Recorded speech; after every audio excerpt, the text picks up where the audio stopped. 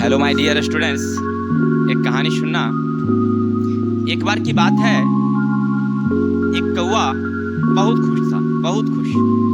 स्वतंत्र इधर से उधर जाता आता रहता था, बड़ी खुश, अपने आप को वो खुश नसीब समझ रहा था। लेकिन क्या होता है कि एक दिन उस बाग में एक हंस को देख लेता है।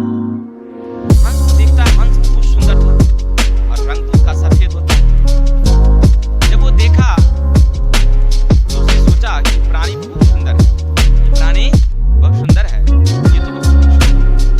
हंस से जाकर पूछा कि हंस भाई, आप तो बहुत खुश होंगे कि आपका रंग तो बहुत सुंदर है, सफेद है। तो उसने कहा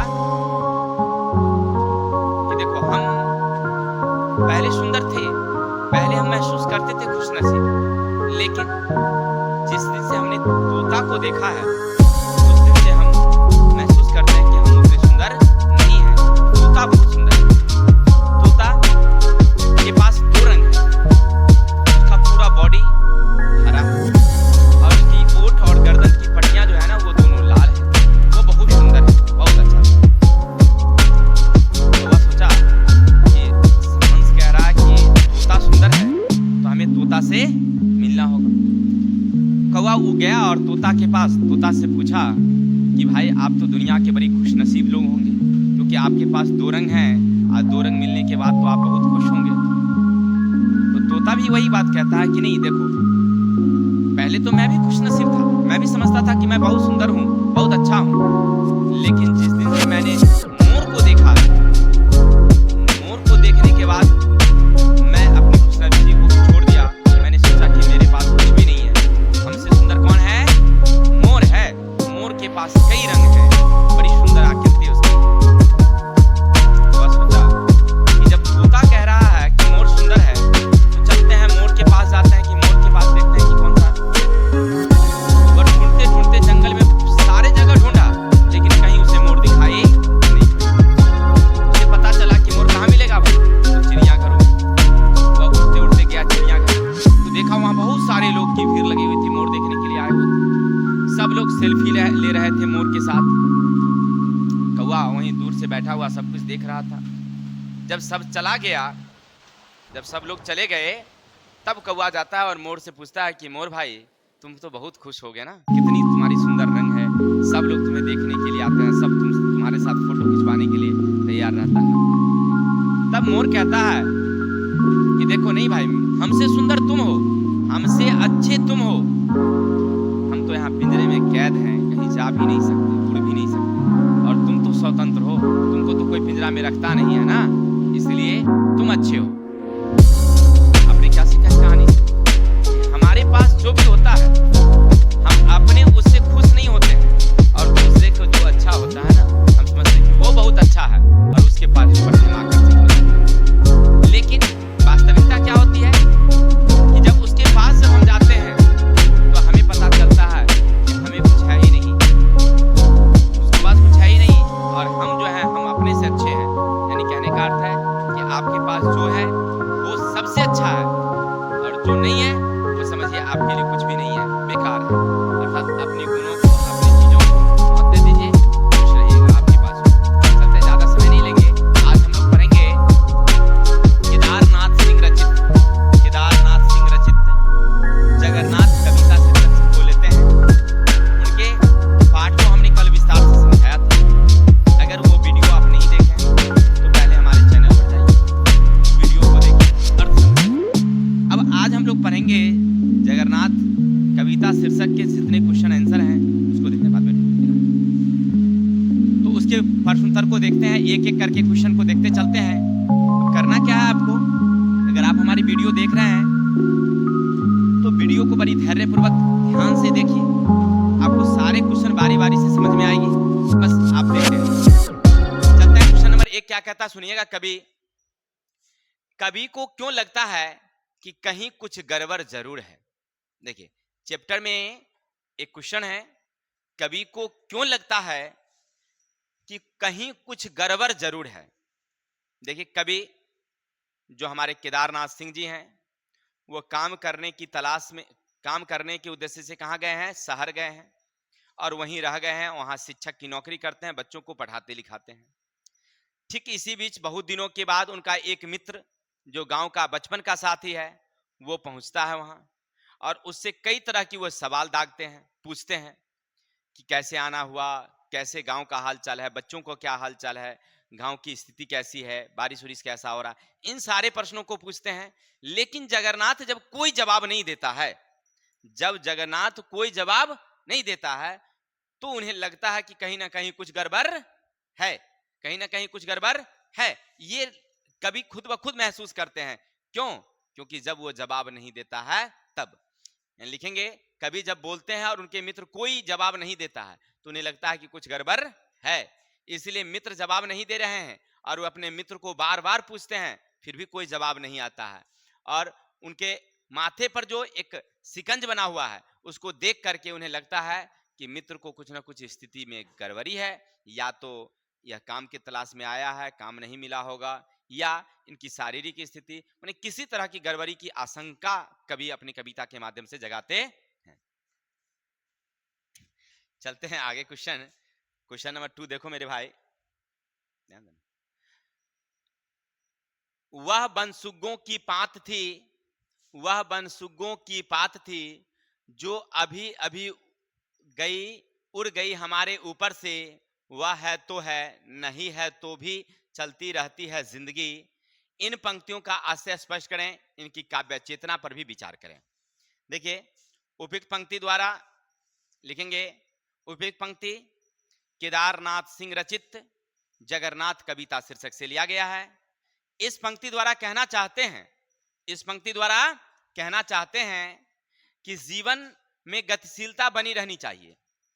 जीवन जैसे ही विराम होती है वो मृत्यु के समान होती है। अर्थात जीवन में बचपन की जो यादें होती है वो जीवन के सुख और दुख दोनों से जुड़ी होती है, उसे दोनों को स्वीकार करना पड़ता है, दोनों को भोगना पड़ता है। अर्थात कवि यहाँ बचपन की कुछ बातों को याद करते हुए कहते हैं, कवि यहाँ बचपन के कुछ बातों को याद करते कहते हैं, वह बनसुग्गों की पात थी जो अभी अभी उड़ गई हमारे ऊपर से। यहाँ पर इसका मतलब है कि बचपन में जब वो रहते थे गांव में, गांव के साथ मित्रों के साथ खेला करते थे, आप गांव के जो वातावरण था उसमें रहते थे, ये सब उनके समय में अब क्या हो गया है, बीत गया है। अब वो बचपन इनके पास रही नहीं, लेकिन वो यादें अभी भी बनी हुई है, बचपन रही नहीं। वो कहते हैं कि बनसुग्गों की पात जो अभी अभी उड़ गई, यानी कि बचपन था, वो बचपन अब क्या हो गया है, बीत गया है, खत्म हो गया है बचपन। वह है तो है, नहीं है तो भी चलती रहती है जिंदगी। ऐसा नहीं कि आप बचपन में बचपन की तरह ही करते रहेंगे, बचपन बीता, समय बदलाव हुआ, परिवर्तन हुआ, आप उसके साथ जिए। तो आप लिखेंगे कैसे, तो लिखेंगे उपयुक्त पंक्ति केदारनाथ सिंह रचित जगन्नाथ कविता शीर्षक से लिया गया है। इस पंक्ति द्वारा कवि कहना चाहते हैं कि हम बचपन में थे, बचपन के वातावरण के साथ लोगों के साथ मिलते जुलते रहते थे, लेकिन वो समय क्या हो गया है, व्यतीत हो गया है। अब वो समय नहीं है कि बचपन के साथ हम याद करते रहें और उसी के साथ जीते रहें। बचपन बीता, समय बदलाव हुआ, अब हम दूसरी दुनिया में आ गए हैं। आगे हैं क्वेश्चन नंबर 3, देखिए क्या कहते हैं कविवर। कवि को आसमान में लाल पीले डैने वाली पक्षियों, लाल पीले डैने वाली पक्षियों को देखकर राहत मिलती है, तो बनसुग्गों की पात को उपेक्षा करता है। कवि का क्या कारण है, माने इसका क्या कारण है। कवि जब वहां पर शहर में है, लाल पीले डैने वाले जब पक्षी देखते हैं तो अपने गांव के जो बचपन के बनसुग्गो थे उनको क्या करते हैं, इग्नोर करते हैं। इसका क्या अर्थ है, क्या समझते हैं इससे, तो लिखेंगे उपयुक्त पंक्ति द्वारा केदारनाथ सिंह कहना चाहते हैं कि देखिए जो बचपन था, बचपन में हम अपने बचपन के मित्रों के साथ रहे, जैसे हम बड़े हुए हमारे कंधों पर जवाबदेहियां बढ़ी और काम करने के उद्देश्य से हम लोग शहर आ गए। अब बचपन की बातों को हम भूल गए, बचपन की बातों को, अब जो हमारे पास है उनके सर्किल में हम लोग चले गए, अब उनके साथ हम लोग रहते हैं, मिलते हैं, जुलते हैं। यहाँ रंग बिरंगी पंखों डैने वाले का मतलब ये नहीं कि चिड़िया आती जाती है, यहाँ ये चिड़िया नहीं, यहाँ चिड़िया है जीवन की चिड़िया। जहां जहां कभी शहर गए हैं, शहर के लोगों के साथ काम धाम के साथ अपने आप को ढाल लिए हैं, अब वहां पर वो रह रहे हैं, ना कि बचपन के मित्रों के साथ बिता रहे हैं समय। ठीक है, यानी कविवर कहते हैं कि जब आप बचपन में थे तो बचपन के मित्रों के साथ, जब बड़े होने के साथ, बड़े के लोगों के मित्रों के साथ, यानी क्या होता है कि आपका समय बदलने के साथ साथ आपके मित्र, आपके जो आकर्षण, सब कुछ क्या हो जाता है, बदल जाता है। बचपन में जिस चीज से खेलते थे आप, उस चीज में से आप बड़े होने पर नहीं खेलते हैं। बचपन में तो हम लोग गुल्ली डंडा खेला करते थे, बचपन में हम लोग गुड़िया से खेला करते थे। क्या आप गुड़ियों से खेलते हैं? नहीं, अब नहीं खेलते हैं हम लोग। अब तो हम बड़ी मतलब क्या कहते हैं उसको, बड़े बैट बॉल से हम लोग खेलते हैं, नहीं खेलते हैं। यानी कि जो चीज हमें बचपन में नहीं हम लोग खेलते थे, आज उससे खेलते हैं। आकर्षण हमारा क्या हो गया है, बढ़ गया है। जो चीज हम लोग पहले, ये यहाँ लेखक साहब कहना चाहते हैं कि जो बचपन की चीज थी उसको भुलाइए, जो बड़ा हुआ उसमें बदलिए, फिर बड़े हो जाएंगे, फिर बदल जाएंगे। ऐसे बदलना, परिवर्तन हमारा काम है। आगे कहते हैं, कवि को अपने शब्दों से झूठ की गंध आने की संशय क्यों होता है? देखिए, कवि को अपने शब्दों में भी झूठ का गंध आता है। इसलिए इस पंक्ति द्वारा कवि केदारनाथ सिंह क्या कहना चाहते हैं? कवि का बचपन का गांव में बीता था, लेकिन शिक्षक की नौकरी करने के लिए वो कहां गए हैं? शहर आ गए हैं। बहुत दिनों के बाद उनका बचपन का साथी जगन्नाथ मिलता है और उसे हाल चाल के अलावे कुछ और सवाल पूछते हैं, लेकिन कोई जवाब नहीं देता है। कवि को अपनी बातों में भी झूठ की गंध आती है। उनको अपने आप में लगता है कि हमने कहीं ना कहीं झूठ किया है और इसीलिए हमारा मित्र कोई जवाब नहीं दे रहा। या तो ऐसा भी हुआ होगा कि जिस पद पर अभी केदारनाथ सिंह जी पद पर हैं, शिक्षक हैं, ये धोखे से उस जगन्नाथ की जगह ये आ गए होंगे। ये भी हो सकता है। क्या जिस पद पर होना चाहिए किसकी औकात, जगन्नाथ को नौकरी मिलनी चाहिए, केदारनाथ सिंह धोखे से अपने मित्र को हटा करके ई आ गए होंगे, तो जगन्नाथ को इससे भी गुस्सा होगा। या केदारनाथ सिंह आकर के पहले से शहर में अपनी काम धाम जमा लिए होंगे, अपना नौकरी कर लिए, और जगन्नाथ जब बाद में आते हैं तो उनसे किसी तरह की कोई सहायता नहीं मिल रही हो, इसलिए भी वो गुस्से में होंगे। चाहे जो भी हो, लेकिन कवि को अपने आप में लगता है कि हमारी बातों में कहीं ना कहीं झूठ है, ऐसा उसे महसूस हो रहा है। तो आशा करते हैं आपको 4 क्वेश्चन समझ में आया होगा। 5वां क्वेश्चन देखते हैं क्या कहते हैं। जगन्नाथ की चुप्पी और उसके ओठों के फरफराने में क्या संबंध है? देखिए, कवि केदारनाथ सिंह अपनी कविता के माध्यम से सारा सवाल खुद करते हैं, जवाब में कोई उत्तर नहीं मिल रहा है। जगन्नाथ चुप्पी साधे हुए हैं, कुछ नहीं बोल रहे हैं, लेकिन उनके ओठ की फरफराहट होती है, अर्थात वो कुछ बोलना चाहते हैं लेकिन जवाब नहीं दे रहे हैं। इसका मतलब है उपयुक्त पंक्ति द्वारा कवि 2 आशय हो सकता है। पहला, जगन्नाथ अपने कुशाग्र बुद्धि के कारण गांव में रह गया और आज अर्थ अभाव के कारण शहर आया है। कुछ कहना चाहता हो इसलिए ओठ फरफरा रहा है। माने वो बेचारे आए हैं अभी कहाँ, शहर में, और हो सकता है कि वो अपने मित्र को कुछ कहना चाहता हो लेकिन कह नहीं पा रहा हो, इसलिए उनकी ओठ फरफराता है और संकोच बस, लज्जावश शायद नहीं कह रहा हो, इसलिए उनकी ओठ फरफरा रही। या दूसरा कारण ये भी हो सकता है कि कवि की हालचाल पूछने पर उसे गुस्सा आ रहा हो। क्यों हो सकता है कि जिस पद पर अभी कवि हैं, मास्टर की नौकरी पर, शिक्षक की नौकरी पर, उस पर वास्तविक हकदार कौन होंगे? जगन्नाथ। तो जगन्नाथ को गुस्सा मने मने आता होगा, अरे बेहुदा तने, तू तो हमारे नौकरी छीन लिया है, और हालचाल पूछ रहा है कैसन है दोस्त जगन्नाथ। लेकिन वह चाह करके कुछ नहीं बोलते हैं और उनकी ओठों की फरफराहट हो रही है। ये भी आशय हो सकते हैं। यानी कवि ने यहाँ 2 आशयों से इस शब्दों को प्रयोग में लाए हैं कि उनके अर्थ स्पष्ट नहीं हो रहा है, लेकिन उनकी जो ओठों की फरफराहट है, इससे 2 शब्द सामने प्रकट हो रहे हैं। आशा करते हैं आपको यह क्वेश्चन समझ में आई होगी। चलते हैं क्वेश्चन नंबर 6। कवि को अपने दिनचर्या से असंतोष क्यों है? देखिए, कवि को अपने ही दिनचर्या में असंतोष नजर आता है। आप कहिएगा कैसे, तो समझिए। कवि यहाँ कहाँ है? शहर में है। उनका काम क्या है? बच्चों को पढ़ाना, सरकारी नौकरी करते हैं, बच्चों को पढ़ाते हैं, स्कूल जाते हैं।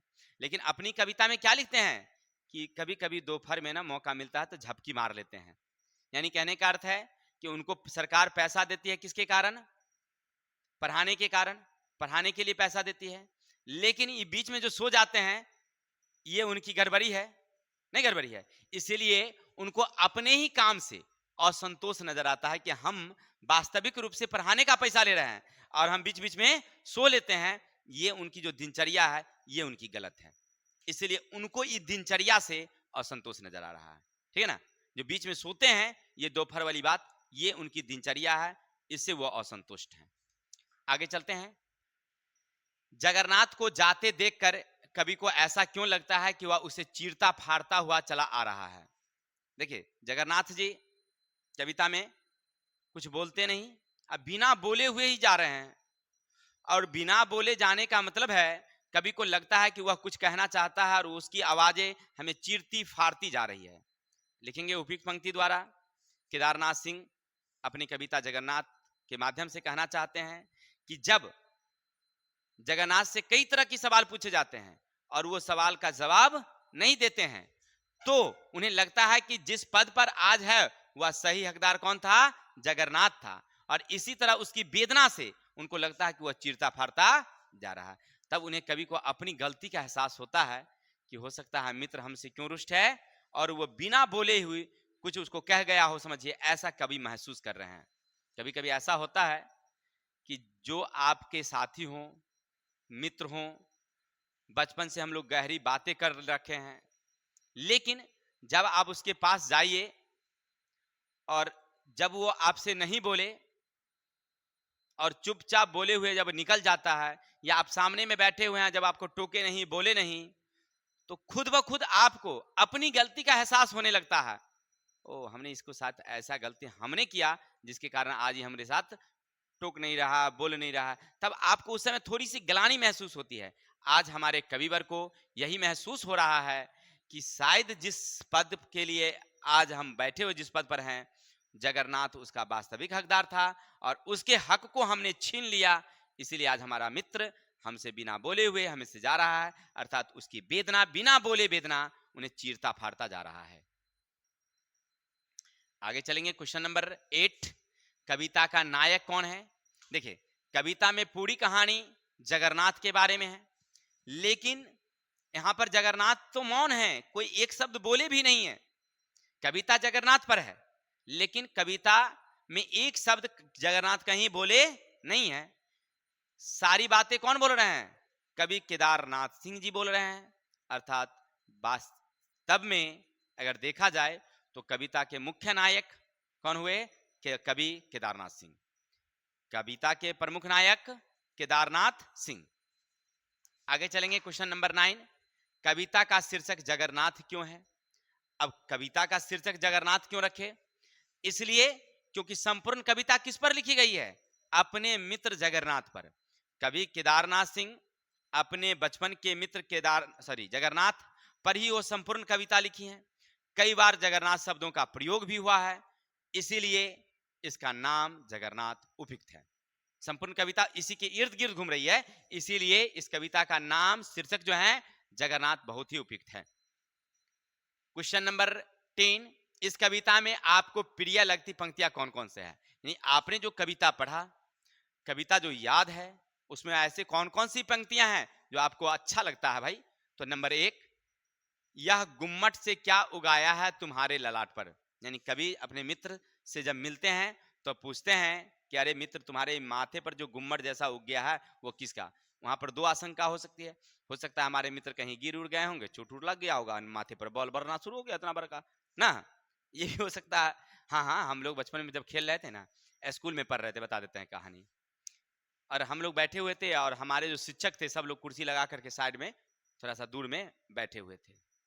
एक हमारे मित्र ऐसा गेंद नचाया और वो गेंद जो फेंका ना, वो गेंद जो है थोड़ा पटरौटी वाला था, गेंद बड़ा का वाला गेंद, ड्यूज गेंद, बड़ा बड़ा भारी वाला।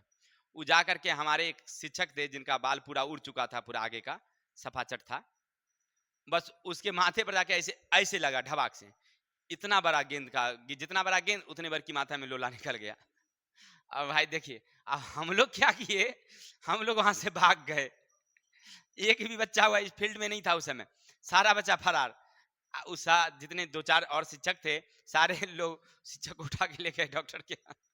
और हम लोग तो भाग 10 दिन डर से स्कूल नहीं गए, जब मार देंगे हम लोगों को आप, ठीक है ना। बाद में गार्जियन लेकर के पहुंचे तो शिक्षक बोले, देखिए शिक्षक का हृदय कैसा होता है, बोले कहाँ, हम मारने के लिए कहाँ बोले थे? अरे हम लोग देख रहे हैं उसका गेंद गलती से उड़ गया, वो थोड़ी हमको मारा था।